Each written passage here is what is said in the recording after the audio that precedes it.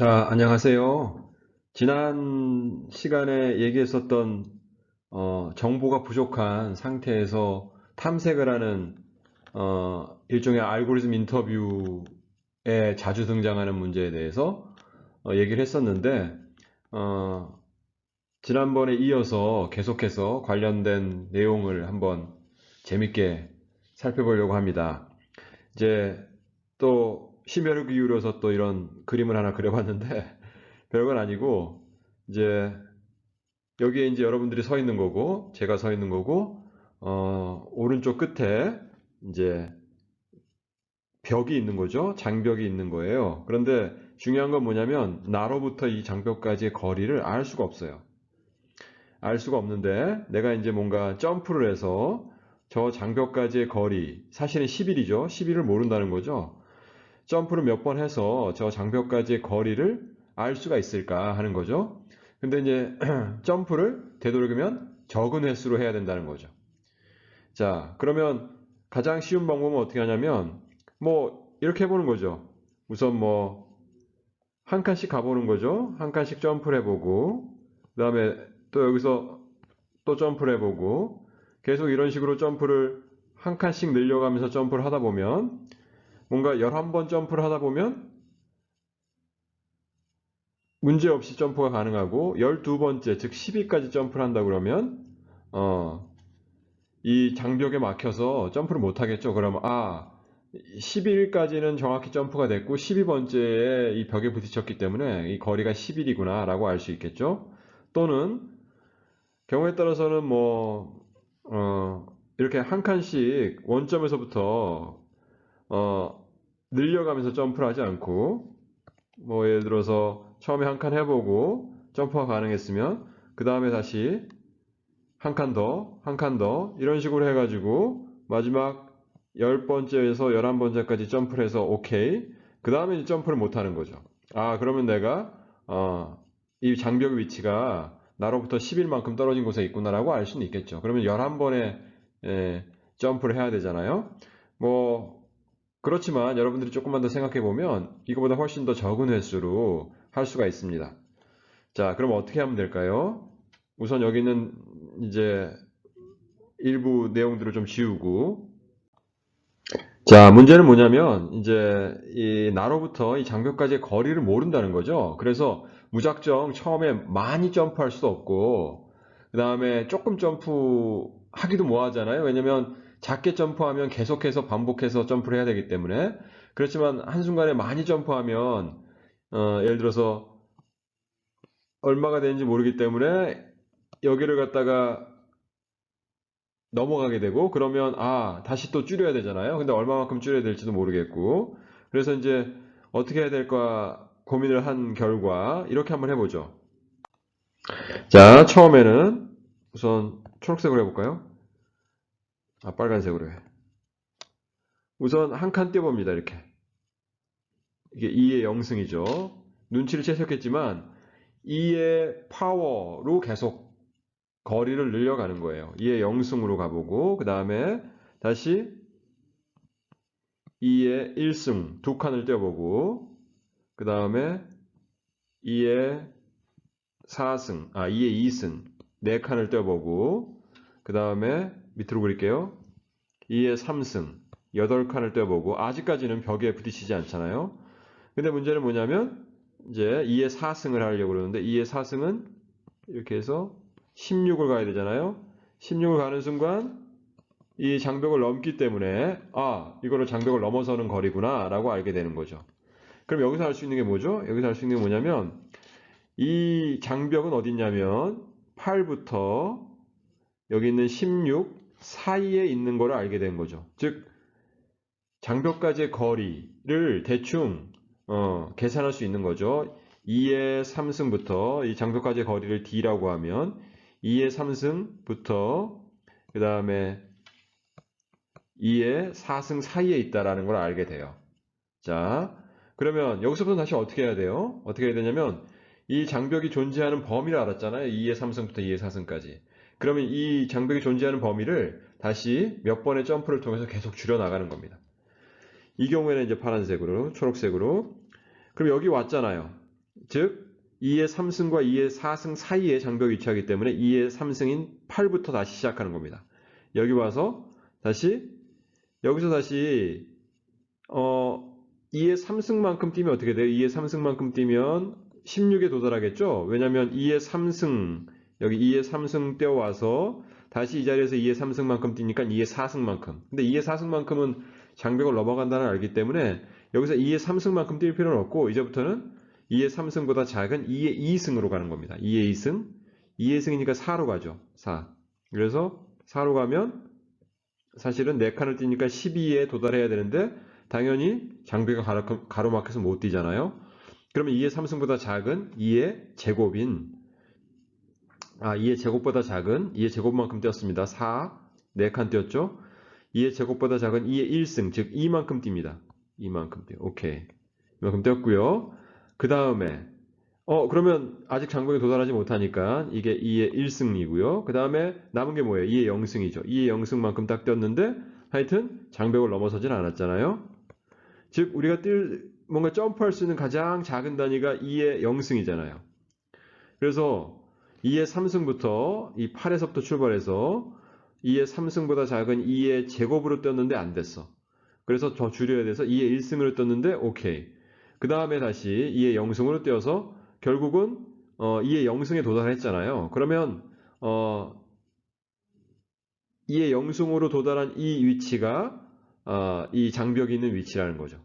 지금까지 총 얼마만큼을 띄었나요? 2의 3승만큼 점프를 하고 그 자리에서 2의 1승 점프하고 2의 0승 점프했죠.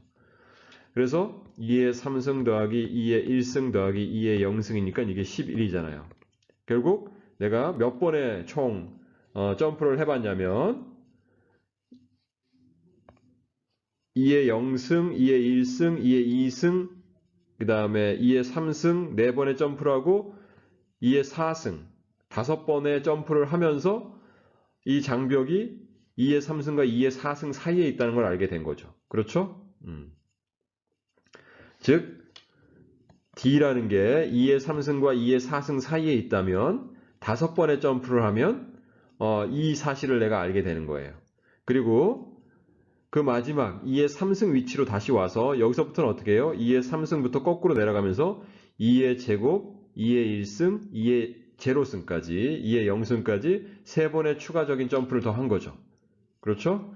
그래서 일반적으로 D가 뭔가 2의 K-1승과 2의 K승 사이에 있다 그러면 처음에 이 장벽이 이 위치에 존재한다는 걸 알기 위해서는 K 플러스 한 번의 점프를 해야 되고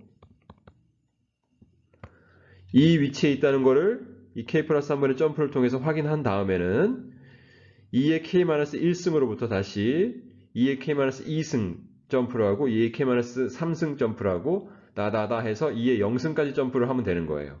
그럼 몇 번의 점프를 하게 되냐면 K번 점프를 하는 거죠. 점프.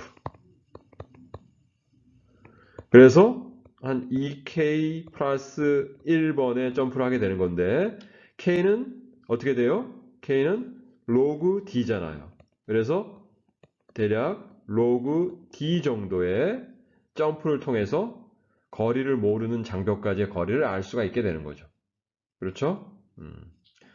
그러니까 이것도 일종의 장벽까지의 거리에 대한 정보가 없는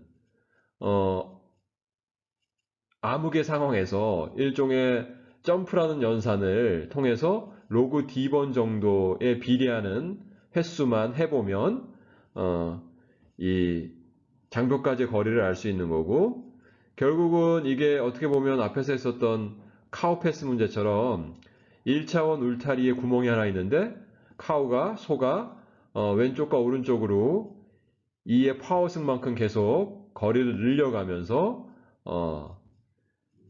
탈출구를 찾는 문제와 굉장히 유사하죠. 그렇죠? 그럼 이거를 이렇게 장벽 문제로 보지 않고 일반적으로 이제 알고리즘 관련돼서 인터뷰를 할 때 물어보는 문제들 중에 유명한 문제가 있는데 이 지금 방금 설명했던 내용과 똑같습니다. 문제의 세팅만 달라지는 거고 똑같은데 한번 그걸 볼까요? 자, 지금 여러분들한테 주어진 어레이가 있다고 칩시다. 이 어레이는 근데 중요한 건 뭐냐면 이 어레이의 사이즈를 몰라요. 이게 지금 11칸이 있잖아요. A가 11칸짜리 어레이인데 11칸인지 2칸인지 뭐 100칸인지 모른다는 거죠. 그러니까 이 A의 랭스를 모른다는 거죠. 그럴 때 이제 at이라는 함수가 하나 있다고 쳐요. 그러면 그거는 A와 I란 매개변수를 받는데 얘는 어떻게 하냐면 만약에 I가 0부터 11, 즉 10 사이에 있는 인덱스라면, 즉 올바른 인덱스라면 실제로 A에 저장된 값을 리턴해 주는 거고, 만약에 그렇지 않다고 하면 뭔가 none이라는 값을 리턴해 준다고 하는 거죠. 즉 그렇지 않다는 건 뭐예요? 여기 있는 인덱스 i가 이 밸리드한 인덱스 범위를 벗어나는 거죠. 뭐 11이라든지 12라든지 뭐 이런 식으로 벗어나는 경우를 말하는 거죠. 그러면 여러분들은 이 함수를 호출해서 이 어레이의 사이즈를 정확하게 11이다, 11칸이다 라고 알아야 되는데 목적은 뭐겠어요? 이 함수의 호출 횟수를 하여튼 최대한 줄이는 거죠. 그러니까 최소 횟수의 함수 호출을 통해서 이 A에 있는 사이즈를 알아내는 겁니다. 그러면 앞에서 했던 거랑 똑같아요. 그러니까 여기에 뭔가 벽이 있다고 생각하고 나는 여기에 서 있다고 가정을 하고 점프를 해서 뭔가 알아본다는 거는 이 네 번째 있는 인덱스를 가지고 이 함수를 부르는 거랑 똑같은 거잖아요. 그래서 마찬가지로 2의 로그 사이즈는 뭐라 그럴까? n이라 할까요? 그러면 2 로그 n 정도 플러스 1인가요? 이 정도의 함수 호출이면 충분하잖아요. 결국은 로그 n 정도의 함수 호출만으로 알 수가 있게 되는 거죠. 그렇죠? 자, 그러면 이 문제를 조금 더 다르게 해석을 해서 유사한 문제지만 다음 이제 세 번째 동영상에서 소개할 lowest common ancestor라는 문제를 해결하는 데 사용할 수 있는 그런 예제를 한번 보도록 하겠습니다. 자, 비슷하지만 약간 뭔가 다른 느낌의 그림인데 여러분들이 여기 지금 밀짚 모자를 큰 걸 쓰고 사반자를 들고 서 있습니다. 그리고 이제 오른쪽 끝에 나무가 있고 이 나무까지 거리를 알고 있다고 가정해요. 모르면 어떻게 해요? 앞에서 했던 것처럼 이의 파워로 계속 점프를 하면서 이 D가 10이라는 거를 로그 D 정도의 점프를 통해서 알 수가 있게 되겠죠. 그런데 이제 이번에는 뭐냐면 더 좋은 거는 뭐냐면 나와 이 나무 사이에 어딘가 중간에 땅 밑에 이 보물이 숨겨져 있는 겁니다. 그래서 이 보물은 여러분들이 평생 일 안 하고 먹고 살 만큼 엄청난 가치의 다이아몬드라고 쳐요. 그럼 여러분들이 이제 여기 들고 있는 이 삽은 AI 삽이에요. 그래서 이 땅을 조금만 파면 그 바로 밑에 이 다이아몬드가 묻혀 있는지 아니면 다이아몬드가 그 지점의 왼쪽 편에 어딘가에 묻혀 있는지 오른쪽 편에 어딘가에 묻혀 있는지를 알려주는 삽이에요. 그런데 문제는 이 삽이 굉장히 비싼 삽이라서 적은 횟수로 파보고 이 다이아몬드의 위치를 알고 싶은 거죠. 여러 번 사용할수록 그 사용 비용이 크니까 그렇게 하고 싶은데 어떻게 해야 되냐는 거죠. 여기서 앞에서 얘기했던 거랑 다른 점은 뭐예요? 이 지금 보물이 묻혀 있는 지점이 0부터 12 사이에 있다는 걸 알고 있다는 거죠. 즉 나무까지의 거리는 알고 있다는 거예요. 그러면 이 D라는 게 2의 3승과 2의 4승 사이에 있다는 걸 알고 있다는 거잖아요. 그럼 내가 2의 4승만큼 점프해서 그 위치를 파볼 필요는 없잖아요. 벗어나는 거니까. 그러면 어떻게 해요? 우선 2의 3승만큼 점프해서 이 위치를 파보는 거죠. 그런데 당연히 이 위치를 파봤자 여기 밑에는 없기 때문에 이 4분 뭘 알려줘요? 아, 여기에 오른쪽에 있다는 걸 알려준다고 그랬잖아요. 한번 파보고 이제 8과 12 사이에 다이아몬드가 있다는 걸 알게 되고, 다시 그 다음에는 어떻게 해요? 2의 3승보다 더 줄여서 2의 제곱만큼 떨어진, 즉 8에서 2의 제곱만큼 떨어진 곳은 어디예요? 2의 10이죠. 여기를 파보겠죠. 파보면 당연히 없겠죠. 그러면 왼쪽에 있다는 걸 알려줄 거고, 즉 8과 12 사이에 있다는 걸 알려줄 거고, 그 다음에 이게 2의 제곱만큼 점프를 한 거고, 다시 8에서 2의 1승만큼 점프를 하는 거죠. 그러면 여기를 조금만 파보면 뭘 알아요? 요 밑에 있다는 걸 알게 되고, 여러분들은 계속 파서 이 다이아몬드의 주인이 되는 겁니다. 즉 몇 번을 했냐면 결국은 로그 D번 정도만 파보면 다이아몬드 위치를 알 수 있다는 거죠. 자, 이제 그러기 위해서 이제 뭔가 어느 지점으로부터 2의 3승만큼 떨어진, 또는 또 어느 지점으로부터 2의 2승만큼 떨어진, 2의 1승만큼 떨어진, 그러니까 결국은 각 지점으로부터 2의 파워승만큼 떨어진 곳이 어딘지를 알아놓는 게 중요합니다. 그래서 우리가 LCA 문제가 뭐냐면 트리가 있으면 여기에 두 U와 V라는 노드가 있으면 U에서 이제 루트까지 계속 올라가는 패스가 있을 거 아니에요. 유니크하게 정해질 거고, 그 다음에 V에서도 이 루트까지 올라가는 경로가 있겠죠. 그러면 U의 입장에서 뭐냐면 이 루트까지 올라가는 경로상에 있는 모든 노드들은 U의 ancestor, 그러니까 페어런트부터 루트 사이에 있는 경로에 있는 모든 노드들은 U의 ancestor잖아요. ancestor. V도 마찬가지로 ancestor죠. V에서부터 루트까지 경로 위에 있는 모든 노드들은 V의 ancestor예요. 그러면 공통 조상들이 있잖아요. common. 공통 조상은 뭐냐면 U와 V의 공통 조상은 이 두 노드죠. U와 V의 조상 동시에 조상이잖아요. 그 중에서 로이스트는 U와 V의 두 공통 조상에 더 가까운 조상이 뭐냐? 이 노드죠. 즉 이 LCA를 구하는 겁니다. 그래서 이제 뭔가 이 이진 트리를 잘 전처리를 해서 이제 큐어리, 지리가 들어오는 거죠. LCA, UV. 그러면 이 U와 V의 LCA를 구해서 리턴해주는 그런 지리가 들어오는 거죠. 그러면 이 지리를 빨리 하고 싶은 거예요. 얼마 만에 하고 싶냐면 비고 로그 n에 하고 싶은 거죠. 여기에 들어있는 노드의 개수가 n개라고 하면 뭔가 미리 전처리를 해서 이런 지리에 빨리 대답할 수 있도록 자료 구조를 마련해 놓는 겁니다. 그 시간은 n 로그 n 정도의 전처리 시간을 들이면 이런 지리가 하나 올 때마다 그 지리를 로그 m 시간 내에 대답해 줄 수 있는 거죠. 그리고 이런 지리들은 굉장히 많이 올 수 있는 거죠. 우리가 은행에 있는 잔고를 하루에도 몇 번씩 확인한다고 치면 은행의 입장에서 보면 그러니까 그런 잔고 조회 지리가 엄청나게 많을 거 아니에요. 그러면 은행에서 갖고 있는 데이터베이스에 들어있는 계좌 정보들을 잘 미리 전처리해서 좋은 자료 구조에 잘 정보를 정리해 놓으면 그런 잔고 조회 지리들이 많이 들어올 때마다 그 지리를 빠른 시간 내에 다 처리해 줄 수 있을 거 아니에요. 그래서 이런 지리 응답 문제가 굉장히 알고리즘에서도 중요한 문제가 됩니다. 그럴 때 이제 이걸 어떻게 빨리 대답해 주냐 하는 게 LCA 문제인데, LCA 문제를 이렇게도 볼 수 있는 거죠.